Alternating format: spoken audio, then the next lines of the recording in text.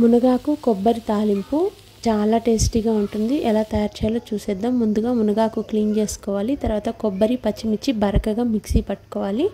తర్వాత ఒక ప్యాన్లో కొద్దిగా ఆయిల్ వేసి ఉద్దిపప్పు ఆవాలు, కొద్దిగా ఎండుమిర్చి, కరివేపాకు, తెల్లగడ్డలు కచ్చాపచ్చాగా దంచి వేసుకోవాలండి. తర్వాత మనము క్లీన్ చేసుకున్నటువంటి మునగాకు కూడా యాడ్ చేసుకోవాలి. ఇప్పుడు కొద్దిగా వాటర్ అయితే యాడ్ చేసుకుందాం. కొంచెం సాఫ్ట్గా ఉడికిపోతుంది. సో ఇప్పుడు మూత పెట్టేసి ఒక 2 నిమిషాలు ఉడికిన తర్వాత మూత తీసేసి మనం ఒకసారి బాగా మిక్స్ చేసుకోవాలా. సో కొంచెం వాటర్ అయితే ఉంటుంది కదండి, అప్పుడే కొద్దిగా సాల్ట్ కూడా యాడ్ చేసేసి వాటర్ ఇంకిపోయేంత వరకు మనం ఇలా ఫ్రై చేసుకుంటూ ఉంటే వాటర్ అంతా కూడా ఇంకిపోతుంది అనమాట. సో ఇప్పుడు మనం ఏదైతే మనం మిక్సీకి పట్టుకున్నామో కొబ్బరి పచ్చిమిర్చి అది కూడా యాడ్ చేసి బాగా మిక్స్ చేసుకోవాలి.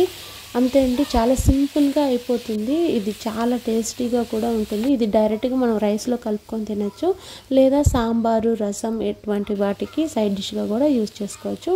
ఈ వీడియో కనుక మీకు నచ్చినట్లయితే please like, share, subscribe and follow అవ్వండి. Thank you for watching. Bobby Nagamalli.